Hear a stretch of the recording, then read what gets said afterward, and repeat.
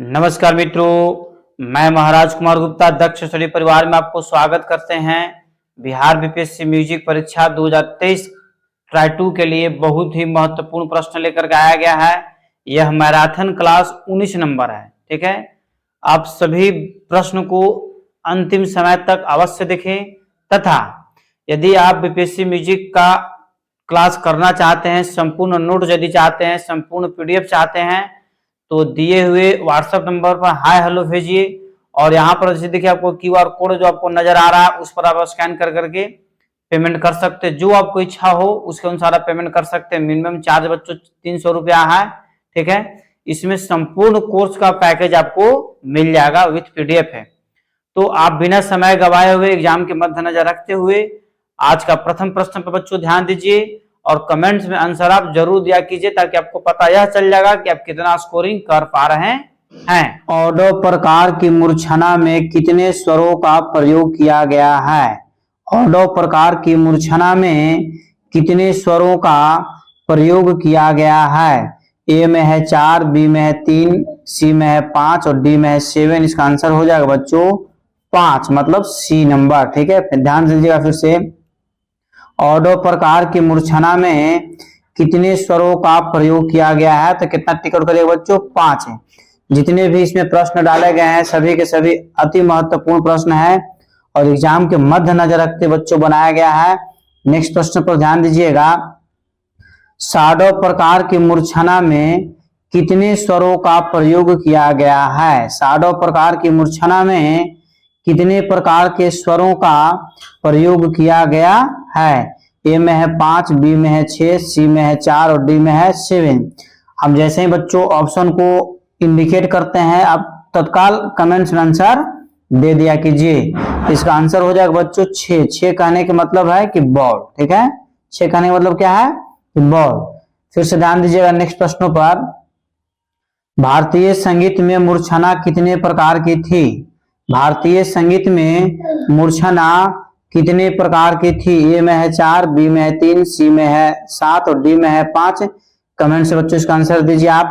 कुछ समय इसीलिए हम गैपिंग छोड़ देते हैं ताकि आप कमेंट्स में आंसर दे दिया कीजिए। इसका आंसर हो जाएगा ए। कहने का मतलब है कि 4।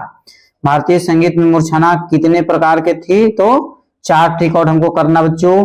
अगला प्रश्न है आपका कि अचल स्वर कौन से 2 हैं? अचल स्वर कौन से 2 हैं?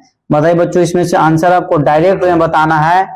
कुछ गैपिंग समय का आपको छोड़ देंगे, तब तक आप आंसर इसको दे दिया कीजिए। ए बी सी डी, बताइए क्या आंसर होगा? इसका आंसर हो जाएगा बच्चों सी नंबर। सी कहने का मतलब है कि स और व अचल स्वर है। ठीक है, अगला प्रश्न बच्चों, विभाग को विभागड़ा से अलग करने वाले स्वर इंगित कीजिए। बहुत ही महत्वपूर्ण प्रश्न है कि विभाग को विभागड़ा से अलग करने वाले स्वर को इंगित कीजिए। तो ए में है रे शुद्ध, बी में है म शुद्ध, सी में है नी कोमल और डी में है ग शुद्ध है। बताइए बच्चों इसका आंसर क्या होगा? तो इसका आंसर हो जाएगा बच्चों सी नी कोमल। क्या हो जाएगा? नी कोमल। बच्चों इसका आंसर क्या है? सही है। अगला प्रश्न पर ध्यान दीजिएगा। तबला या पखावज प्रायः किस स्वर में मिलाया जाता है? तबला या पखावज प्रायः किस स्वर में मिलाया जाता है? षड्ज में, गंधार में, मध्यम में कि पंचम में? बताइए क्या आंसर होगा? ठीक है, इसका आंसर बच्चों आपको बता देते हैं। इसका आंसर हो जाएगा एप्पल, मतलब षड्ज में। ठीक है, नेक्स्ट प्रश्न पर बच्चों ध्यान दीजिएगा कि सवा गुण किस भिन्न से प्रदर्शित होती है? सवा गुण किस भिन्न से प्रदर्शित होती है? ये आपको कैलकुलेशन करके भी चेक कर सकते हैं। इसका आंसर बच्चों कमेंट्स में जरूर दिया कीजिए। इसका आंसर हो जाएगा सी। सी कहने का मतलब है कि 5/4। इसको भाग दीजिएगा तो 1 पॉइंट कितना हो जाएगा? 25 और 1.25 को हम क्या बोलते हैं? सवा गुण बोलते हैं। अगला प्रश्न मित्रों कि अड़ा चार में मात्राओं की संख्या है, मतलब अड़ा चार ताल में मात्राओं की संख्या कितनी होती है? 12, 13, 14, 15। 12, 13, 14, 15। बताइए बच्चों इसका आंसर क्या होगा? इसका आंसर हो जाएगा 14। 14 कहने का मतलब है कि एप्पल। आड़ा चार ताल में मात्राओं की संख्या कितनी होती है? तो 14। अगला प्रश्न मित्रों, दक्षिण भारतीय संगीत समारोह में किस संगत वाद्य का उपयोग किया जाता है? बहुत ही महत्वपूर्ण प्रश्न बच्चों कि दक्षिण भारतीय संगीत समारोह में किस संगत वाद्य का प्रयोग किया जाता है? तो ए में है खंजीरा, बी में है हारमोनियम, सी में है नादस्वरम और डी में है सैक्सोफोन।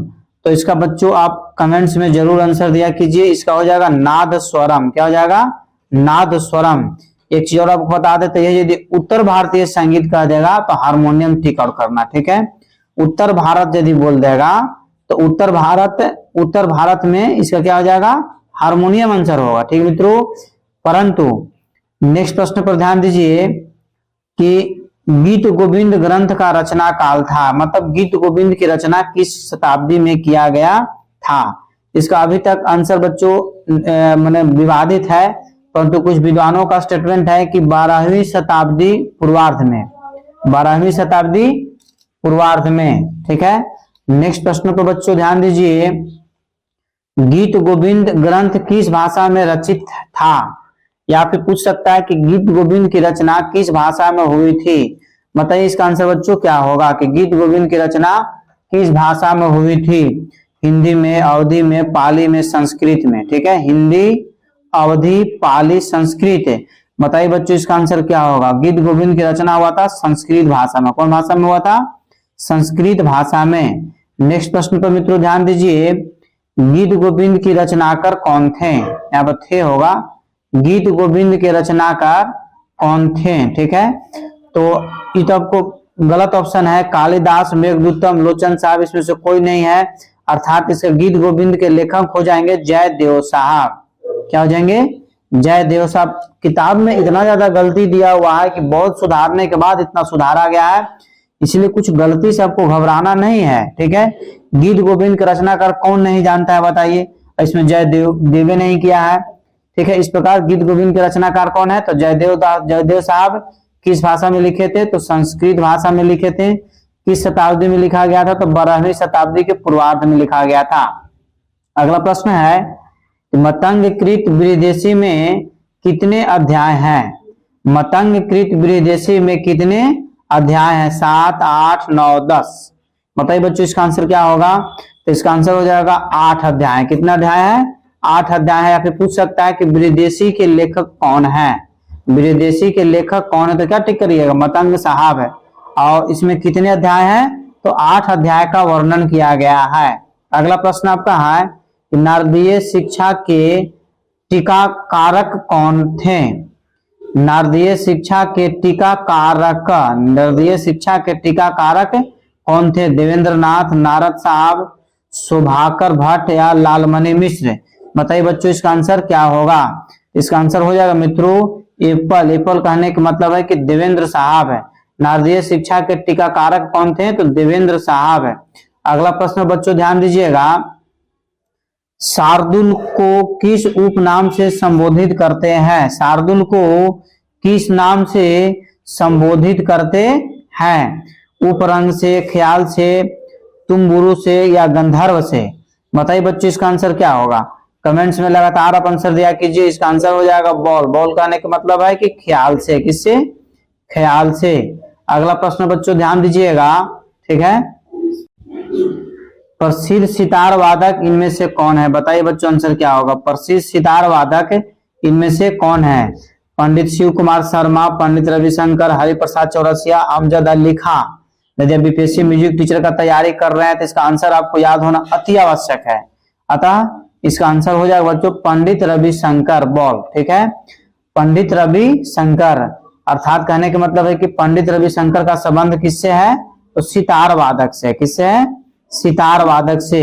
एक चीज और आपको बताते चले कि पंडित रविशंकर का जन्म जो है 1920 ईस्वी में हुआ था और सिनिया घराना में हुआ था, परंतु इनका संबंध जो था, ठीक है, बनारस घराना से था। किस घराना से था?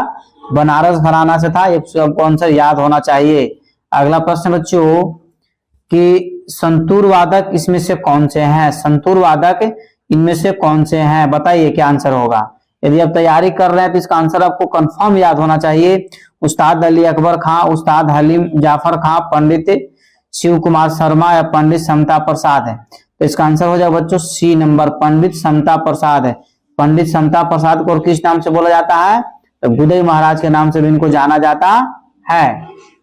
अगला प्रश्न है कि सरोद वादक इनमें से कौन है? सरोद वादक इनमें से कौन है? बताइए बच्चों क्या होगा, इनमें से कौन सरोद वादक है? पंडित रविशंकर, अमजद अली खां, उस्ताद विलायत खां या इनमें से कोई नहीं? लगातार बच्चों आप आंसर जरूर दिया कीजिए। इसका हो जाएगा अमजद अली खां, बी नंबर। क्या हो जाएगा?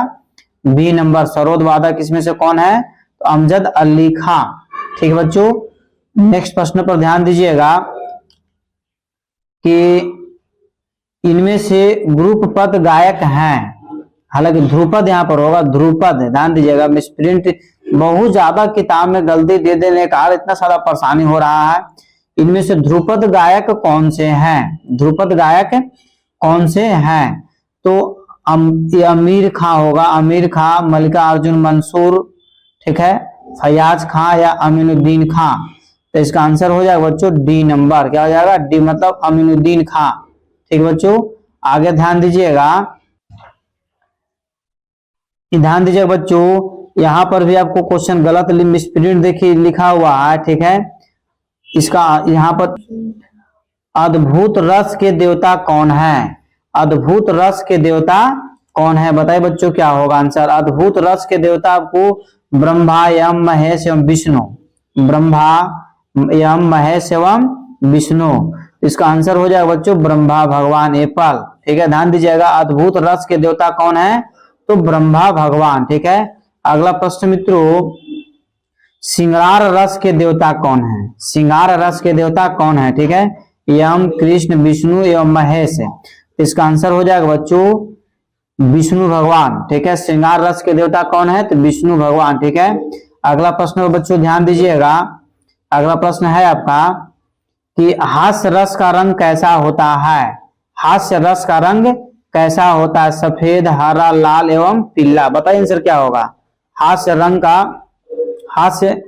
रस का रंग कैसा होता है? तो इसका हो जाएगा बच्चों आंसर सफेद होता है, एप्पल। ठीक है, हास्य रस का रंग कैसा होता है? तो सफेद होता है। अगला प्रश्न है भयानक रस का रंग कैसा होता है? बताइए आंसर क्या होगा? बहुत ही महत्वपूर्ण प्रश्न है, भयानक रंग। ठीक है, भयानक रस का रंग कैसा होता है?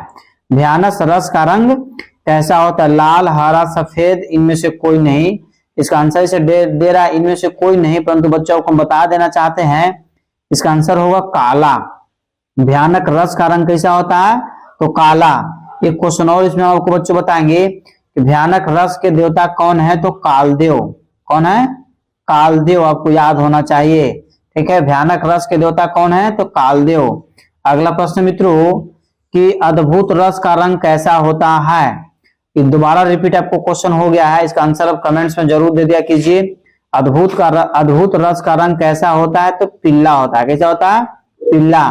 नेक्स्ट प्रश्न है विष्णु धर्मोत्तर पुराण के किस खंड को संगीत की दृष्टि से महत्वपूर्ण माना गया है?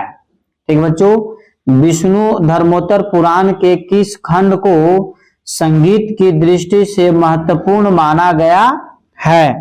तो ए में है चौथा, बी में है तीसरा, सी में है पहला और डी में है नवा। ठीक बच्चों, इसका आंसर हो जाएगा तीसरा, मतलब बी नंबर। क्या हो जाएगा? B number. बच्चों इसका आंसर क्या है? सही है। नेक्स्ट प्रश्न मित्रों कि मार्कंडे पुराण के किस प्रकरण में वाद्यों का वर्णन किया गया है? मार्कंडे पुराण के किस प्रकरण में वाद्यों का वर्णन किया गया है? इसका आंसर ए में है 23, बी में है 27 और सी में है 106 और डी में 120। तो इसका आंसर हो जाएगा बच्चों 106। 106 कहने का मतलब है कि सी नंबर। ठीक है, 106 कहने का मतलब क्या है? कि सी नंबर। बच्चों इसका आंसर क्या है? सही है। नेक्स्ट प्रश्न पर ध्यान दीजिएगा। अगला प्रश्न है आपका कि प्रेरणा श्रीमाली को किस उपाधि से सम्मानित किया जा चुका है? प्रेरणा श्रीमाली को किस उपाधि से सम्मानित किया जा चुका है? तो ए में है पद्मश्री, बी में आपका संगीत नाटक अकादमी अवार्ड, सी में है कालिदास सम्मान और डी में है तानसेन सम्मान। तो इसका आंसर हो जाएगा बच्चों बॉल। क्या हो जाएगा? बॉल कहने का मतलब है कि संगीत नाटक अकादमी अवार्ड से किनको सम्मानित किया गया है? तो प्रेरणा श्रीमाली को, प्रेरणा श्रीमाली को। अगला प्रश्न है, तानसेन संगीत की ओर से उस्ताद अलाउद्दीन खां को किस उपाधि से सम्मानित किया गया? ठीक है, तानसेन संगीत की ओर से उस्ताद अलाउद्दीन खां को किस उपाधि से सम्मानित किया गया?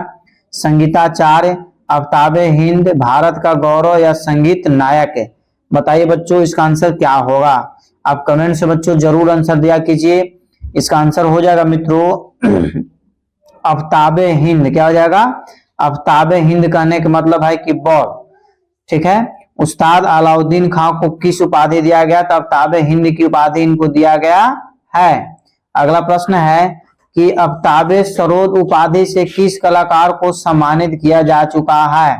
आफ्ताबे सरोद उपाधि से किस कलाकार को सम्मानित किया जा चुका है? तो अलादिया खां, हाफिज अली खां, सखरनी या निखिल बनर्जी? तो इसका आंसर हो जाएगा बच्चों हाफिज अली खां, बॉल, हाफिज अली खां। अगला प्रश्न पर ध्यान दीजिएगा, शीर्ष डम हिंदुस्तानी किस वाद्य जैसा है? बहुत ही महत्वपूर्ण प्रश्न आपका है। स्विस ड्रम हिंदुस्तानी किस वाद्य जैसा है? ठीक है, मंजीरा, ढोलक, तबला या झांझा? इसका हो जाएगा बच्चों ढोलक, बॉल। क्या हो जाएगा? ढोलक कहने का मतलब है कि बी नंबर। अगला प्रश्न बच्चों कि सिंबल पश्चिमी वाद्य हिंदुस्तानी किस वाद्य जैसा है? सिंबल पश्चिमी वाद्य हिंदुस्तानी किस वाद्य जैसा है? तो ए में है मंजोरा, बी में है ढोलक, सी में है तबला, डी में है हारमोनियम? इसका भी आंसर बच्चों हो जाएगा ढोलक ही, बॉल। क्या हो जाएगा? बॉल। इसका आंसर बच्चों क्या है? सही है। अगला प्रश्न पर ध्यान दीजिएगा, केटल डूम कहाँ का वाद्य है? बहुत ही बच्चों महत्वपूर्ण प्रश्न है। केटल डूम किस संगीति का वाद्य है? इसका क्वेश्चन यही सत्य होना चाहिए, परंतु ऑप्शन से पकड़ा जाएगा। पाश्चात्य संगीत, हिंदुस्तानी संगीत, दक्षिणी संगीत या पाकिस्तानी संगीत? इसका आंसर हो जाएगा बच्चों पाश्चात्य संगीत, एप्पल। क्या हो जाएगा? पाश्चात्य संगीत। अगला प्रश्न बच्चों कि उद्ग्रह शब्द किस गायन विद्या से संबंधित है? उद्ग्रह शब्द किस गायन विद्या से संबंधित है? प्रबंध से, ध्रुपद से, धमार से या ठुमरी से? या ठुमरी होगा, क्या होगा? ठुमरी। बहुत ज्यादा मिसप्रिंट है। ठीक बच्चों, इसका आंसर आ जाएगा आपको प्रबंध से, एप्पल। क्या हो जाएगा? प्रबंध से।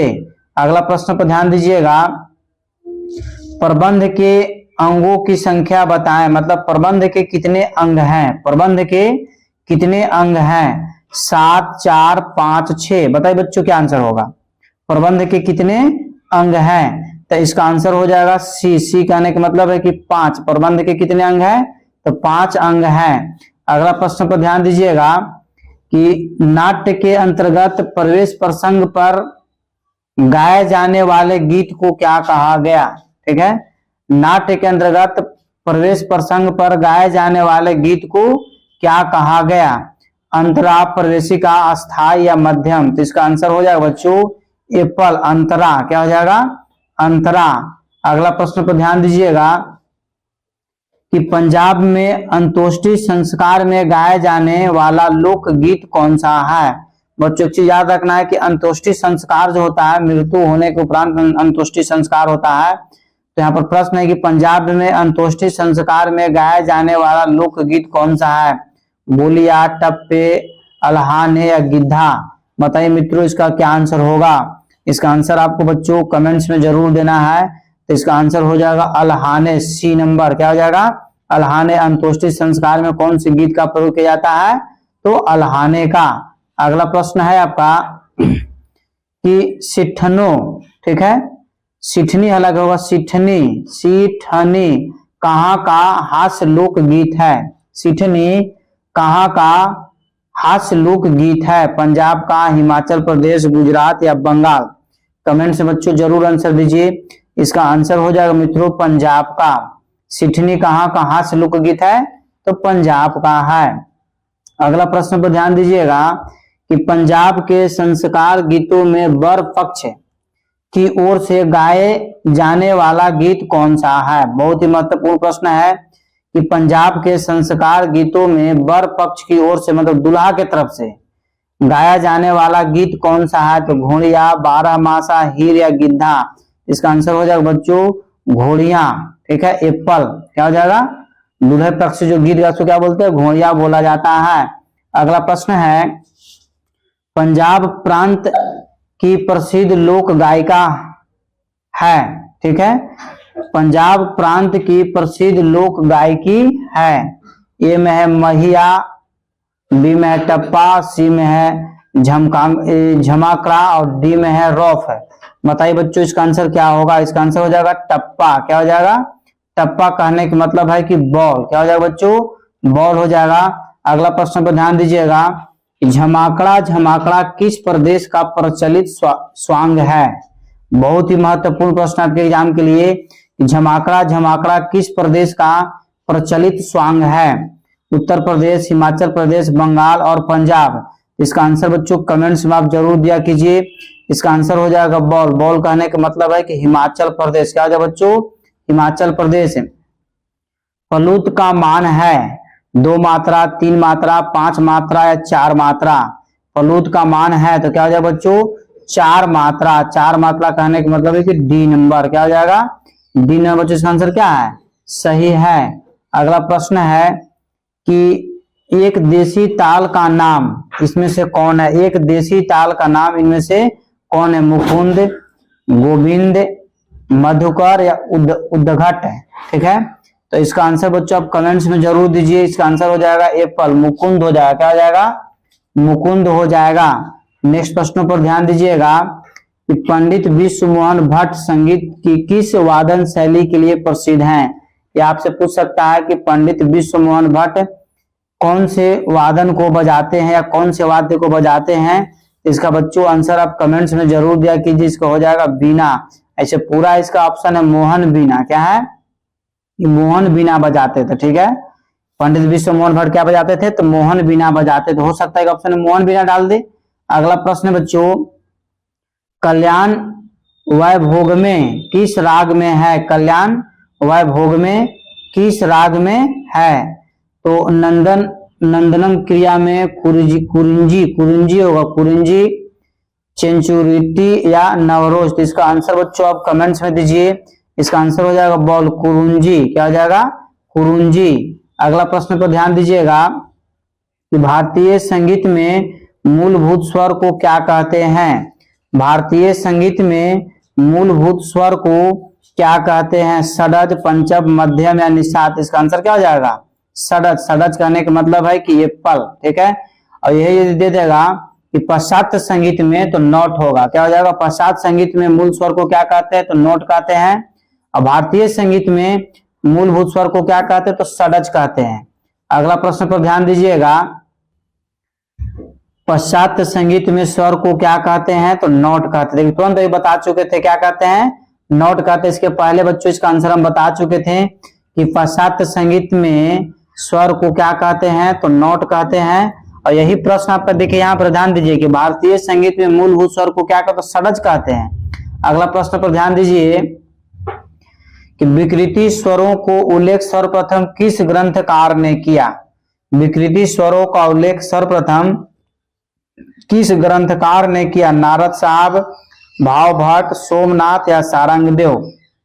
बताइए बच्चों इसका आंसर क्या होगा? इसका आंसर बच्चों आपको हो जाएगा डी नंबर। डी कहने का मतलब है कि सारंगदेव। क्या हो जाएगा? सारंगदेव। नेक्स्ट प्रश्न पर ध्यान दीजिएगा, नकार प्राणनानम नादो जते नाद के अर्थ के स्पष्टीकरण के लिए यह श्लोक किस ग्रंथ में वर्णित है? यह श्लोक किस ग्रंथ में वर्णित है? तो इसका आंसर हो जाएगा बच्चों ए में संगीत रत्नाकर, बी में अनूप संगीत विलास, सी में है राजमंजरी और डी में है नाट्य शास्त्र। इसका आंसर हो जाएगा बच्चों संगीत रत्नाकर में एप्पल। क्या हो जाएगा? संगीत रत्नाकर। अगला प्रश्न है, स म ग में प स्वर किस राग के हैं? किस राग के हैं? फिर से ध्यान दीजिएगा, स म ग में प स्वर किस राग के हैं? तो राग यमन, राग केदार, राग कोमद या राग मारू बिहाग। तो इसका आंसर बच्चों हो जाएगा आपको बॉल। बॉल कहने का मतलब है कि राग केदार। क्या हो जाएगा, राग केदार इसका क्या आंसर है, सही है। नेक्स्ट प्रश्न पर ध्यान दीजिएगा, कौन सा राग औरव जाति का है, कौन सा राग औरव जाति का है, तो जोग कोश, तोड़ी, जोग या रागेश्वरी। बच्चों कमेंट्स में आप इसका आंसर अवश्य दीजिए। तो इसका आंसर हम बता दे रहे हैं, इसका आंसर हो जाएगा जोग। क्या हो जाएगा, जोग कहने का मतलब है कि सी। कौन सा राग औरव जाति का है, तो जोग। नेक्स्ट प्रश्न पर ध्यान दीजिएगा, ये हारमोनी की रचना का आधार है, हारमोनी की रचना का आधार है, तो मीटर, कॉर्ड, स्टेकेटो या टिकाव। तो इसका आंसर बच्चों क्या होगा बताइए, इसका आंसर हो जाएगा कॉर्ड। क्या हो जाएगा, कॉर्ड, ठीक है। नेक्स्ट प्रश्न पर बच्चों ध्यान दीजिएगा, अगला प्रश्न है आपका, गायन हेतु श्वास नियंत्रण बढ़ाने के लिए निम्नलिखित में से कौन सा तत्व आवश्यक है। बहुत ही महत्वपूर्ण प्रश्न है, इसको आप ऑप्शन देख करके बच्चों आंसर बता सकते हैं, ठीक है, कि गायन हेतु श्वास नियंत्रण के लिए निम्नलिखित में से कौन सा तत्व आवश्यक है। जोर से गाना, बहुत धीरे से गाना, या माइक पर गाना, या प्राणायाम। तो क्या हो जाएगा, प्राणायाम। डी आंसर बच्चों क्या है, सत्य है, ठीक है। अगला प्रश्न पर ध्यान दीजिएगा, खेमटा ताल की मात्राएं हैं, मतलब खेमटा में कितनी ताल की मात्राएं होती है, 6, 8, 10, 12, 6, 8, 10, 12। तो इसका आंसर बच्चों हो जाएगा 10। खेमटा ताल की मात्राएं कितनी है, तो 10 मात्राएं, कितनी है, 10। अगला प्रश्न आपका है कि घुमाली ताल की मात्राएं हैं, घुमाली ताल की मात्राएं हैं 6, 8, 10, 12। तो खेमटा में 10 था, तो घुमाली ताल की मात्राएं आपसे पूछा जा रहा है। तो इसका आंसर बच्चों कमेंट्स में क्या हुआ अब तक बताइए, जल्दी फास्ट बताइए। तो इसका आंसर हो जाएगा आपको बॉल। बॉल कहने का मतलब है कि 8, क्या है, 8, ठीक है। घुमाली ताल की मात्राएं कितनी है, तो 8 है। अगला प्रश्न मित्रों कि मार्ग तालों की संख्या कितनी है, मार्ग तालों की संख्या कितनी है, तो 3, 5, 7, 9, 3, 5, 7, 9। तो इसका आंसर कितना हो जाएगा, सी नंबर 7। मार्ग ताल की संख्या कितनी है, तो 7 है। नारदीय शिक्षा के टीकाकारक कौन है, नारदीय शिक्षा के टीकाकारक कौन है, महाराणा कुंभा, भट्ट शुभंकर, दतिल साहब, अभिनव गुप्त। बताइए बच्चों इसका आंसर क्या होगा, इसका आंसर हो जाएगा दतिल साहब। क्या हो जाएगा, दतिल साहब, मतलब सी नंबर। क्या हो जाएगा, सी नंबर। नारदीय शिक्षा के टीकाकारक कौन है, तो दतिल साहब है। अगला प्रश्न मित्रों कि सहरस पुस्तक का संपादन किसने किया, सहरस पुस्तक का संपादन किसने किया।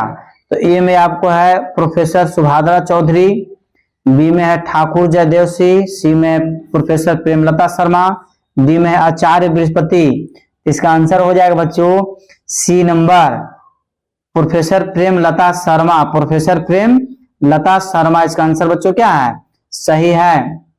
अगला प्रश्न पर ध्यान दीजिएगा कि म्यूजिक ऑफ हिंदुस्तान के लेखक कौन है। बहुत ही महत्वपूर्ण आपको एग्जाम के लिए है कि म्यूजिक ऑफ हिंदुस्तान के लेखक कौन है। तो Fox Strangways, William Jones, engineer Clements या ऑगस्टस विलियर्ड। इसका आंसर बच्चों हो जाएगा आपको एप्पल, ठीक है, फॉक्स स्ट्रेवेज। फॉक्स स्ट्रेवेज साहब ने म्यूजिक ऑफ हिंदुस्तान की रचना किए थे। अगला प्रश्न आपका है कलिनाथ लिखित ग्रंथ का नाम इनमें से कौन सा है, कलिनाथ लिखित ग्रंथ इनमें से कौन सा है। तो बच्चों इसका थोड़ा सा यूट्यूब पर देख करके या गूगल पर देख करके इसका आंसर क्लियर कर लीजिएगा।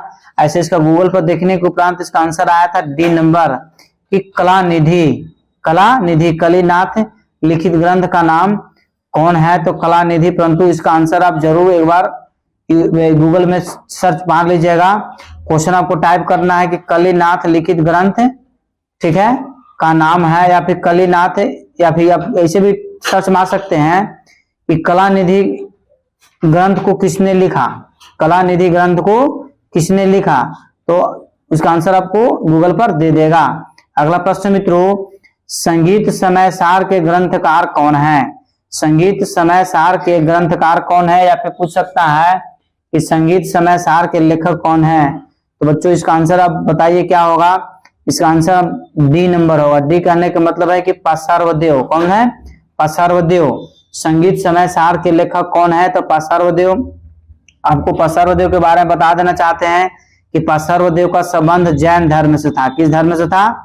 जैन धर्म से। और जैन धर्म की जो 23वें तीर्थ करते हैं, क्या तीर्थ करते हैं? 23वें तीर्थ करते हैं। एक और आपसे क्वेश्चन पूछा जा सकता है कि संगीत समय सार ग्रंथ का रचना काल किस शताब्दी में हुआ था? तो 13वीं शताब्दी में हुआ था। कितवीं शताब्दी में? 13वीं शताब्दी में इनका संबंध जैन धर्म से था। और जैसे संगीत समय सार के लेखक कौन है? तो पसर्वदेव साहब हैं। अगला प्रश्न मित्रों कि श्याम में रचित दीक्षितार की कृति नंबूव्रोवराद किस वर्ग में आती है? किस वर्ग में आती है? तो बताइए बच्चों, इसका आंसर क्या होगा? ए में है शिव नवावर्णम। यही बच्चों का आंसर क्या हो जाएगा? सही हो जाएगा। ठीक है, बहुत ही सबका सब क्रिटिकल नाम है, उसे घबराना नहीं है। इसका आंसर बच्चों क्या हो जाएगा? ए नंबर। अगला प्रश्न पर ध्यान दीजिएगा। बड़ौदा के महाराज द्वारा किस कलाकार को आफ्ताबे मूसिको के खिताब से विभूषित किया गया? बड़ौदा के महाराज द्वारा किस कलाकार को आफ्ताबे मूसिको के खिताब से विभूषित किया गया?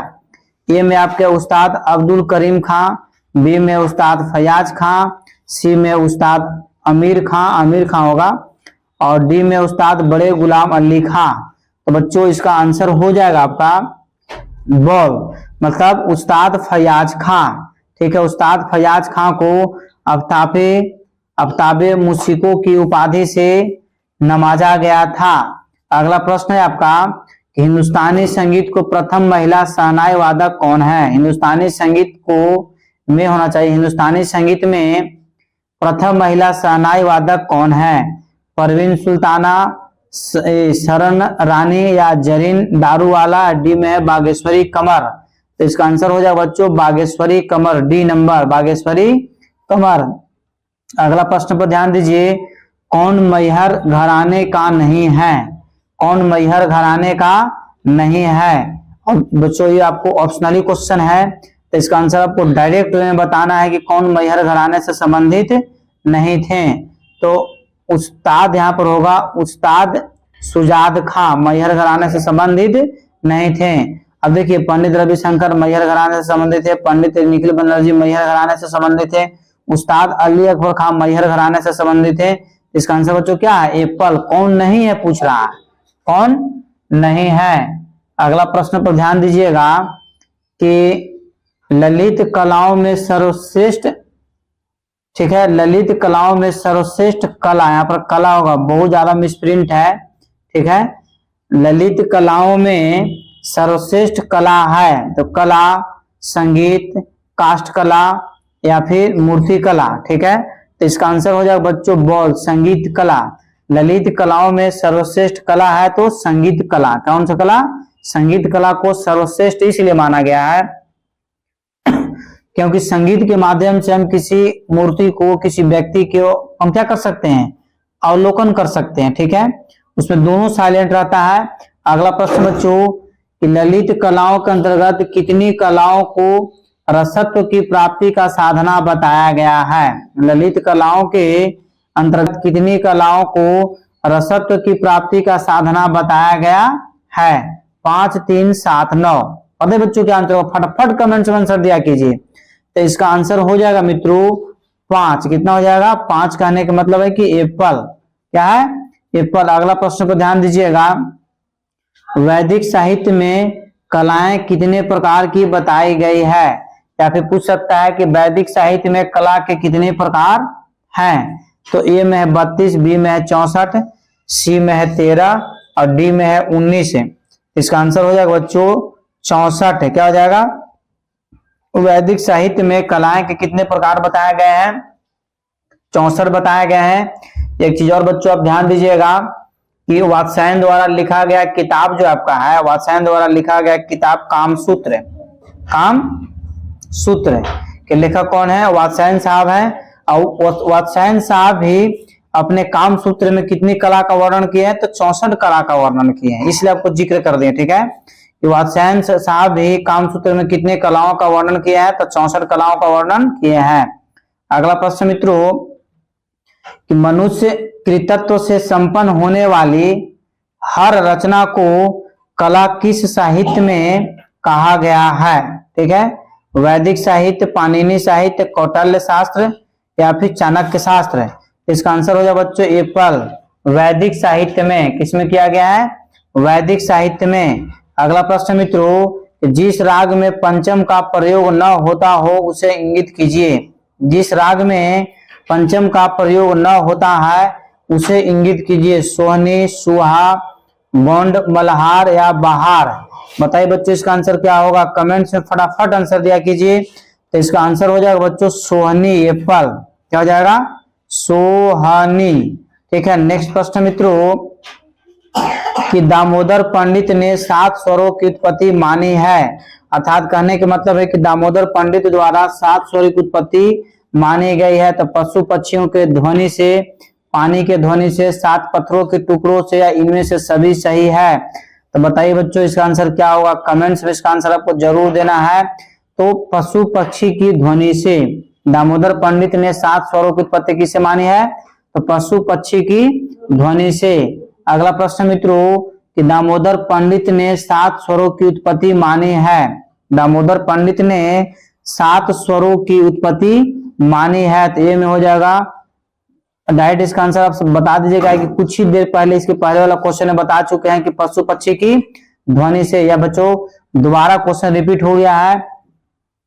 नेक्स्ट प्रश्न आपका है कि विश्व का संगीत, बहुत महत्वपूर्ण पुस्तक आपका विश्व का संगीत पुस्तक के लेखक कौन है? तो इसका बच्चों ए में है, ध्यान दीजिएगा, मिसप्रिंट यहाँ पर लिखा गया है। ए में है ओलासिनिज्म, ज और म होगा। ठीक है, ए में आपको क्या होगा? ओलासिनिज्म। ठीक है, बी में है भारत, सी में है फेनिक्स और डी में आपका है फर्नांडिस। तो इसका बच्चों आंसर हो जाएगा एप्पल, ओलासिनिज्म। ठीक है, ओलासिनिज्म विश्व का संगीत पुस्तक के लेखक कौन है? तो ओलासिनिज्म है। इस प्रकार आज का क्लास बच्चों यहीं पर समाप्त किया जा रहा है। यदि आप पीडीएफ चाहते हैं तो इस नंबर पर आप हमको व्हाट्सएप जो है से कीजिए, हाय हेलो, अपना डिस्ट्रिक्ट और नेम लिखिए। ठीक है, आपको डायरेक्ट वे में पीडीएफ प्रोवाइड करा दिया जाएगा। ठीक है, और कुछ पेमेंट भी पीडीएफ के लिए लग रहे हैं। वो पेमेंट जो व्यक्ति असमर्थ है उनको निःशुल्क पीडीएफ प्रोवाइड कराया जाएगा। और यदि चैनल पर पहली बार विजिट कर रहे हैं बच्चों तो चैनल को सब्सक्राइब अवश्य कर लें। ठीक है, और इस चैनल पर प्रतिदिन सरकारी नौकरी मतलब जॉब, गवर्नमेंट जॉब से रिलेटेड वीडियो अपलोड किए जाते हैं। आप लगातार हमारे साथ जुड़े हुए रहें। तब तक के लिए जय हिंद, जय भारत। एक बार प्रेम से बोलिए भारत माता की जय।